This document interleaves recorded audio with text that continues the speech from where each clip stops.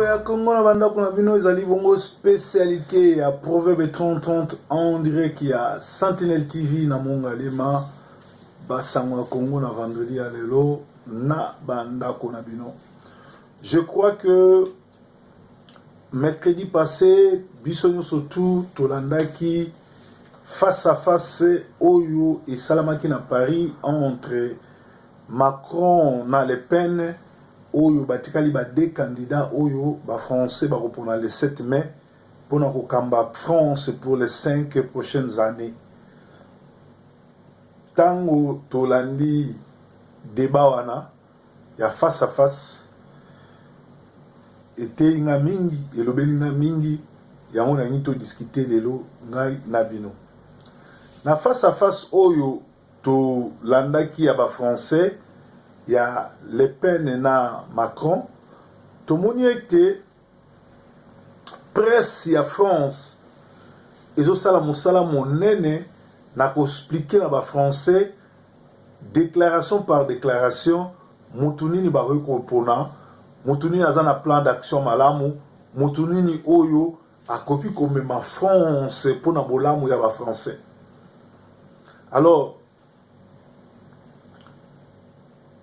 tango bino ba mboka bino bana mboka ya diaspora pe à travers le monde partout boyali tango bozolo bela sur ba élection sur makambo koya sur makambo songolo est-ce que tango bozomona ba pays mususu ba candidat avant ba kena ba élection bazo sala face à face débat mutu na mutu ba projet de société nae Moutou a critiqué Moninga. Alors, comment se fait-il que, Nambo Kanapso Congo, toza sous occupation, il y a un président qui a fait plus de 16 ans, social les athées, Banzela les athées, Ma les athées, et c'est que Congo, ils allaient bongo pays, ils allaient deuxième pays après le Brésil, où ils ont un maï ébélé dans le monde. Mais les lots n'a pas apprendre bino que, na Kinshasa, ils ont un robinet, et ça a 5 ans, 6 ans, 10 ans, matanga mai et tangate. Et pourtant, ba fouta ba facture à régie des eaux. Ce qui te dit que na ba fin village, ya ba village ya ba mboka ya ba wapi, na ba fin fond ya ba mboka, tout le monde a battu bazo mais la mai ya mabulu et pourtant, tous allés deuxième pays où ils ont eau potable dans le monde. Soki bokoti na Facebook nanga beaucoup monde na partagé nzela moko oyo ya mabulu makasi peut-être afin après un journal na ça tourner la sabinango si possible parce que réalisateur nanga zate moi toujours élément tout sansezate na kotiango na laptop comme ça bomona bota mamni zo kana mboka nzela munene babi nzela oyo longwa Kivu ekenda tiki sangani nzela eza impraticable. Et na Congo, tous en mutu azali criminel, azali koboma batu, azali ni inquiété, azana plan de société te, ayebi ko sololate, ayebi même ko lobalinga te et azak congolais te, oyo asali bongo trahison a trahir mboka, a kotisi ba payana mboka, bazo boma bazo piller or trahir, haute trahison à la nation congolaise, il faut parler tellement et sanctionner, puis il faut justice nabiso et kangaye et juger, ni justice les ont inquiété, ni parlement les ont inquiété, azana illégalité, un criminel mais batikiye a continué au kamba comme si de rien n'était. Alors, na makambo et qui na France, et puis singaï, makani sebele,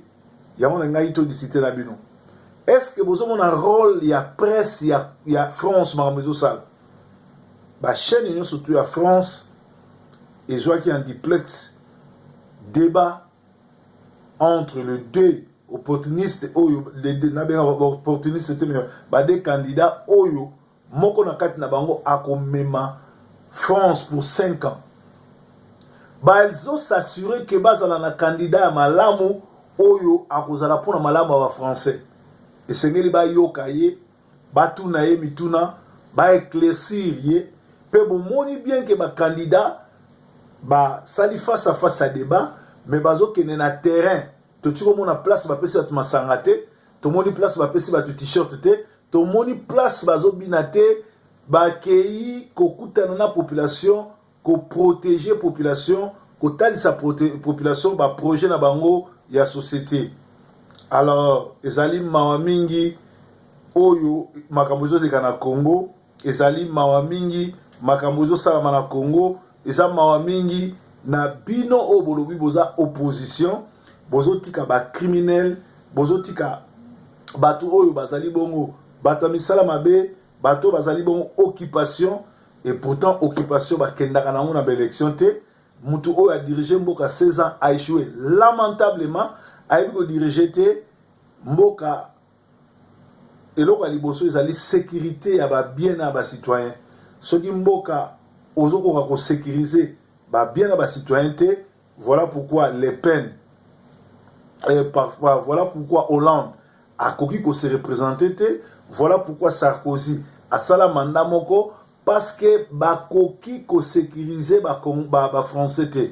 Mais abiso un président qui arrive mboka yalaki malamu chaque jour bato babomaka na est bato bazoboma na Katanga bato bazoboma bazokufa na Kasai bato bazokufa. Même mercredi passé na ngongo bana ba élève ya 6e des humanités bazokende présenter ba dissertation na bango, tomoni ke atindi ba soldat to milice ya nani ya Gédéon o balati kombo ya kamwina sapu bazo boma bazo kata mitu bakati na belève na ba inspecteur bakati bango mitu, tout simplement parce que monsieur Oyo a boyi l'élection salama bon a créé ba zone ba tension pour bato balo bakeye kuna bako ko sala élection te kuna bako ko sala nini te ko enrôler bato te pour ba élection salama te. Rôle ya après ces années na landi kiosque batinelinga kiosque batu ba journaliste à kiosque bazoko quand même ko expliquer te que ezana ngoka muna sapute ezali Gédéon oyo Kabila mutu atindi ye atia des ordres pour l'élection salama te, presse ezolo bangote presse ezo bomba lisolo, et pourtant quand muna sapu bazali wana pour protéger ba citoyens, pour protéger population. Quand muna sapu ko ke no kata betidia mitute, quand muna sapu ko kata belève mitute, ako kata inspecteur mitute. Kabila nde mutu a créé chef ba doublir, a créé ba doublir Rwanda, but nezali atia ba tension partout, a créé état de droit, état de siège, pour état de droit et état de siège, parce que alingi l'élection salamate pour constitution na biso na bakor asina ki le 31 décembre 2016 ezo pesa ye ningisate akende na élection. Siko bino bozolanda presse nini yo oyo nyonso tu olekaka na YouTube, olekaka na TV, olekaka na RTNC, olekaka information nini ozoyela bandeko na yo. Est-ce que mosala presse ndenge yo tanga na classe yango yo ozosala presse mosala nango ezali ko informer, ko former, ko éveiller na ko lamusa bato. Soki presse na yo ezo éveiller te, ezo informer te, ekomi ko bomba, ekomi ko soutenir ba dictateur, esengeli boye bake bato nyonso tu ba journaliste nyonso tu oyo ba supportera Hitler na défaite à Hitler bakanga bango baboma bango. Presse nyonso tu oyo ozo supporter Kabila, occupation rwandaise, ozo supporter ba collabo ba Moïse Katumbi bato wana nyonso tu ba Ngwanda, tokolanda kabino tokokanga kabino parce que bo collaborer na ennemi à Congo. Alors nalinga qui vraiment ba élection présidentielle à France oyo était à biso ba congolais total niveau nini tozali, total eloko nini tozozanga, total eloko nini baninga bazosala. Nga des fois nazalaka so nazana ndaku nazana ba assignment nangati do ba travaux ya université te nazwaka tant kotala eloko nini ba presse muso ezosala, ba presse étrangère pe ba presse na biso ya diaspora pe à Kinshasa. Ezana ba chaîne mususu na bandeko mususu baleka na internet na koyi kotala bango sute tango na moni buzoba ou tango na moni bazobomba vérité.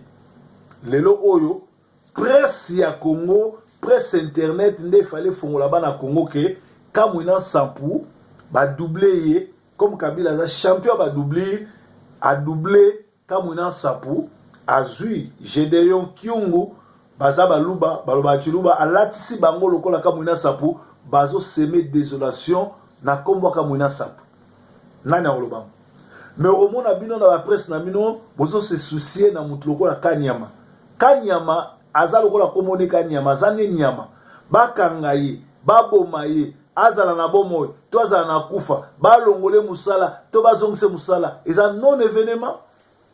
Kanyama azo travailler na Hitler, Kanyama azo travailler na occupation, Kanyama azo mutu aboma boyebi ba azana dossier mobimba na CPI aboma ba kuluna ba tindelinga ba biloko gouvernement ya Sami badi bange bimi bandeko mususu bolimisanga ta na bibo tindelanga biso biloko bongote. Ce n'est pas que nazana na en na bino bien à respecter binote, c'est que pour nanga non événement biloko eza non événement na na tina même na yebate nani abimito nani abimite parce que gouvernement wana ezali fantoche eza nango badi banga bis comme badi banga sala ke lokote comme nani Ngunz Kengo na tango ya Mobutu kisa bato nyoso tu ye Mobutu a comme ça ba premier ministre ba mungulu dia ka basala ke lokote. Mobutu a changé plus de 8 premiers ministres, mais Tiba ko benganaï. Ezali non événement. Pour nga eloko eza non événement, na ko commenter en moté, na ko selo remonter. D'ailleurs, awa ba wuti ko tinelanga message balobi après avoir été roulé par Kabila, Valentin Mubake tente de se rapprocher de nouveau de Limité. Donc kaka l'air ba roulé nde aninga zonga suna Limité. Ezali ba information oyo bato batinelinga awa. Alors lisusu bayebisi ngai ke kisa balobi awa que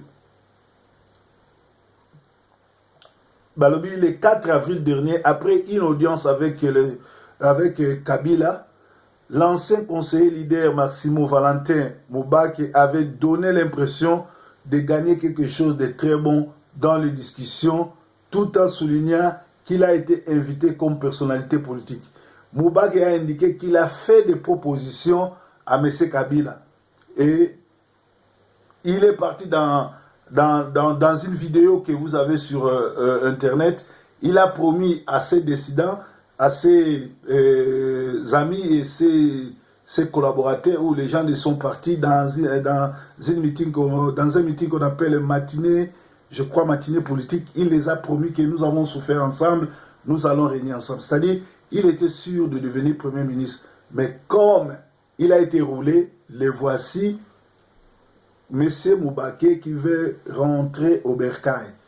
Est-ce que Bakoyambaye, pour n'engayer auto-exclusion, ils ont continué, mais ils allaient cuisine interne. De toute façon, rassemblement pour n'engayer, bazo jouer à Kabila, na qui parle bangote.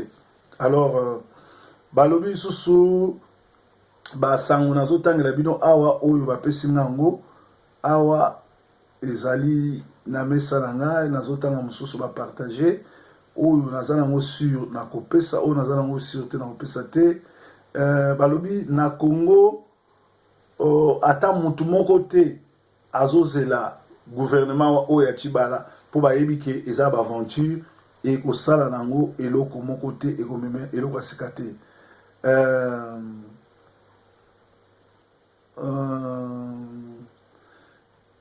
basango mususu bozomona nazolinga otanga te po naza na likambo koloba te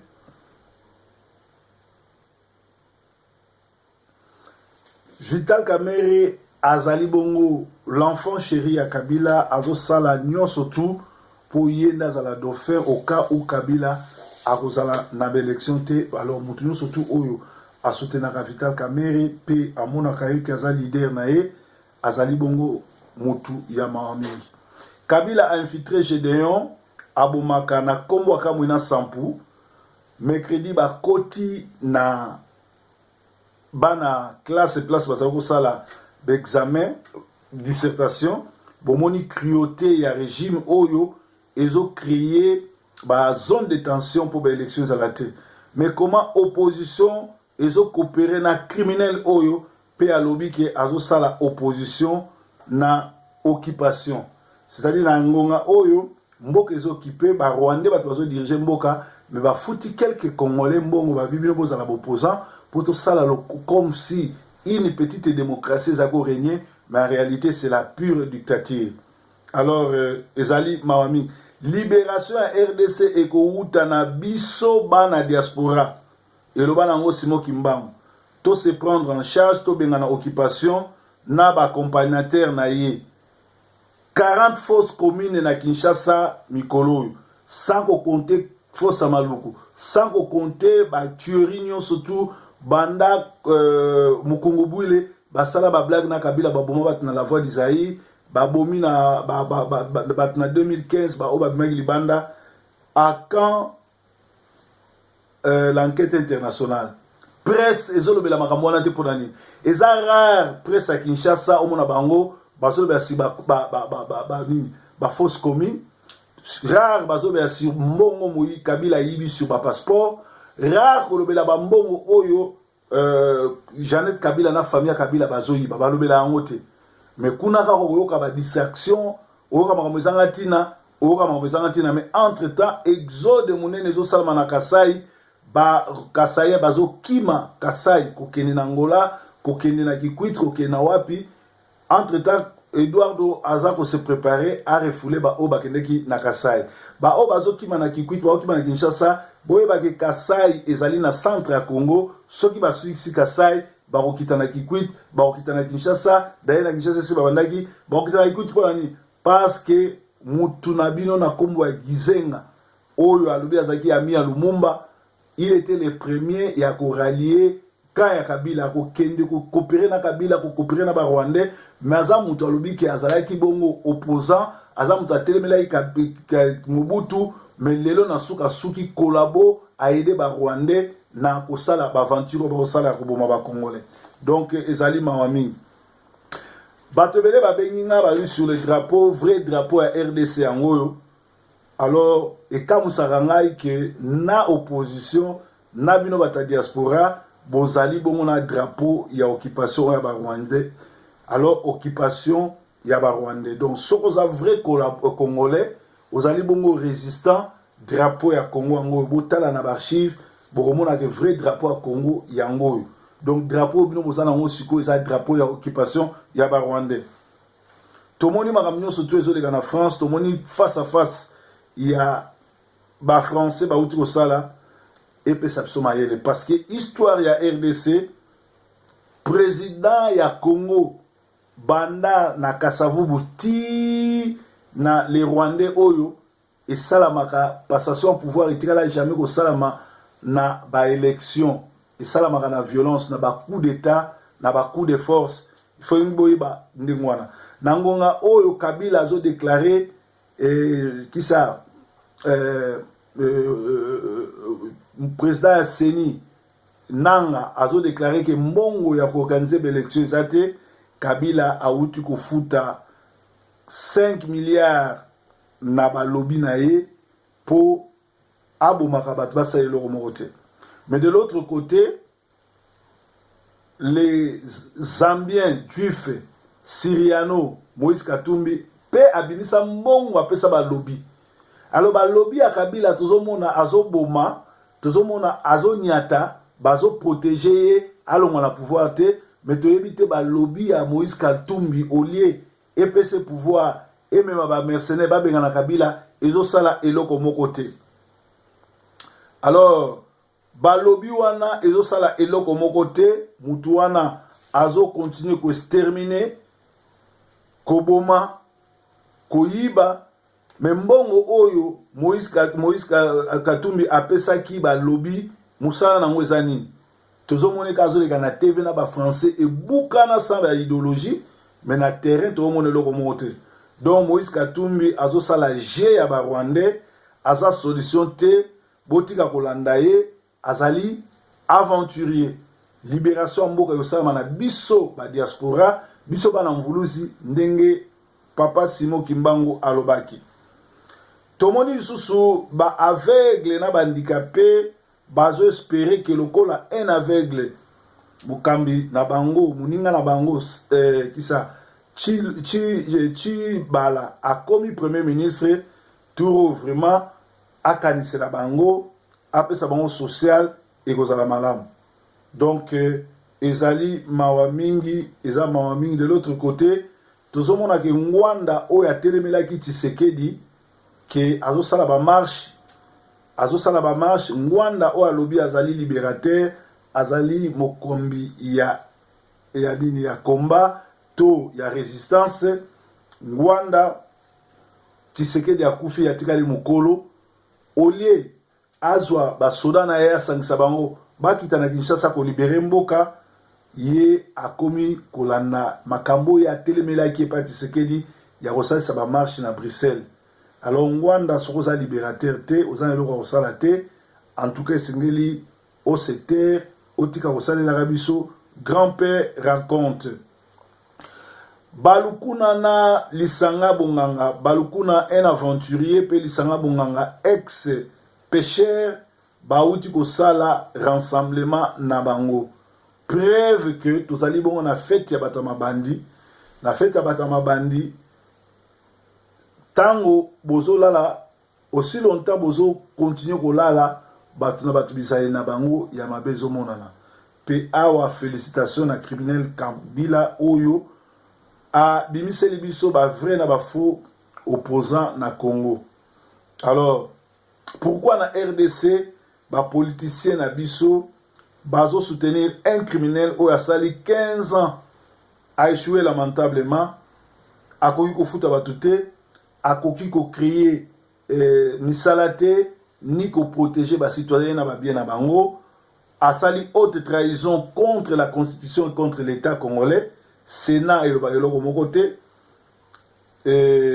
Parlement et le barreloko mokote, aza inquiété, aza impunité, aza impunité, justice nabiso, Parlement na Sénat, moutmorazo beloko mokote, ezali mamamingi pour nabiso ba Congolais.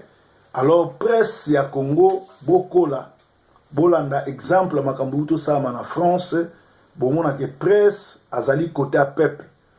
Presse azoluka vrai président ou akomema kimia, mais bino lelo presse bokoma na bino baloti ndoto, bokoma na bino batu o bazokumisa ba aventurier, vérité boye bakate, malamu pe boye bakate, eloko mabe boye bakate, eloko pe malamu boye bakate.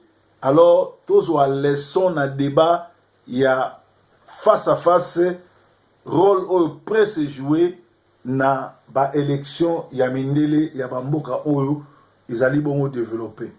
Donc tolobi ete na masolo ya Congo Kabila il faut akende parce que azali na souci ya organiser l'élection te, azoli na kotikala et tant azoli na kotikala ça pour na malamu ya Congo te. Tala ndenge atie insécurité na monde mobimba, tala ndenge atie insécurité na Congo, azoboma na Kasai pour territoire wana ezala évacué et mindele o bapesa ki mbongo bakota baba na ko exploiter ma matière première na biso. Donc sengeli biso to telemela likambo oyo, to telemela likambo to bundela pe likambo oyo. Bino mo bomoni balobaki bazali ba diaspora, balobaki baza ba combattant, mais lelo baki ko wela ba poste ya ki ministre, baki ko wela ba poste ya ko travailler na étranger na occupation.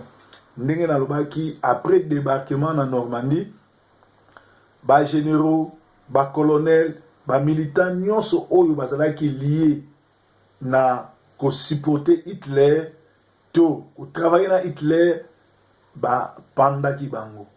Alors na biso pe bondi melanga e ko sala mandengo wana tozana ko nimete lokola ba travaux et bandi ya koluka ko kunda papa na biso Tshisekedi et aux alamalamu biloko wana esalama pour esilisa ma buzoba surtout oyo Kabila azosala na Kinshasa. Alors na lakaki bino que Kabila azali vraiment un leader te, il faut to kangaye to juger bolanda vidéo oyo bande ko batindeli ngango botala ndenge nini nzela ya Congo ezali ndenge nini na 16 ans a créé misala te botala bino moko video yango yo bolanda nzela yango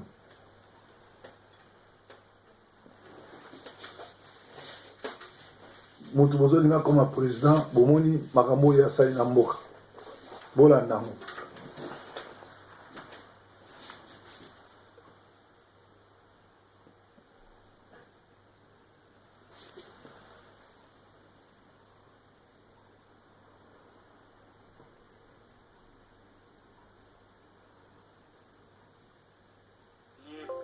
Nous ont laissé entendre qu'ils ont déjà passé 2 semaines pour les uns et 1 mois pour les autres sans espoir d'arriver un jour. Pour Messieurs Cosmos, Kousimoa et Chicha, les autorités tant nationales que provinciales ont mis cette route dans les oubliettes. Pourtant, elle est la nationale numéro 3, reliant plusieurs provinces de la RDC. Ces derniers regrettent du fait que d'ici quelques jours, les territoires décalés risquent un enclavement total. National numéro 3 qui mène de Bukavu à Kisangani en passant par le parc national de Kaouzi-Biega et Kounyaki. Au fait, la route est dans un état de délabrement impossible. Les usagers souffrent. Aujourd'hui, les paysans ne savent plus vendre leur production, notamment le manioc et les huiles de palme, parce que les transports étaient très très difficiles. Les camionneurs font généralement 1 à 2 semaines. Nous, avec la presque toute la journée, nous sommes arrivés par hasard. Et c'est parce qu'effectivement, sur cette route, nous n'avons pas de cantonnage manuel. Je regrette que les usagers payent régulièrement Fonaire. Et j'en appelle vraiment à la conscience de notre service Fonaire, chargé de reporter les fonds d'entretien. Si réellement on avait juste les cantonnages manuels, cette route ne serait jamais dans cet état. Les autorités qui doivent planifier la réhabilitation de ces routes, ce sont des autorités qui doivent, disons, pousser la faune à décaisser au profit soit de l'OVD pour la réhabilitation de la route. En fait, ils sont nos premiers responsables de cette route. C'est que les produits sont devenus extrêmement chers. Pour consommer les manioc en provenance de Kounyakiri, c'est devenu un luxe, alors que, en fait, c'est le produit préféré de la ville de Bukavu. Huile de palme, n'en parlons pas. L'arachide, même chose. Nos planches pour la fabrication de pupitres et tout le reste, donc, le meuble, c'est la même chose. Donc, les prix est passé du simple presque au triple, pas le quadruple. Bon, et je venais de l'apprendre aussi tout à l'heure là. Il faudrait que je descende d'abord pour Kinshasa et rencontrer la haute hiérarchie de la CENI. Et puis avoir de nouvelles instructions par rapport au travail. Une fois cela fait, je vous fixerai le jour et la date où je veux venir à Goma. Mais dans le Congo central, vous êtes dans le bas Congo comme avant la subdivision depuis longtemps. Vous travaillez dans quoi? Je suis dans les...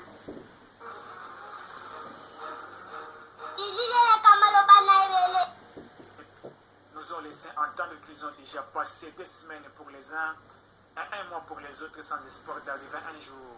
Pour Messieurs Cosmos, Kousimoa, Bichicha, les autorités tant nationales que provinciales ont mis cette route dans les oubliettes. Pourtant, elle est la nationale numéro 3, reliant plusieurs provinces de la RDC. Ces derniers regrettent du fait que d'ici quelques jours, les territoires décalés risquent un enclavement total.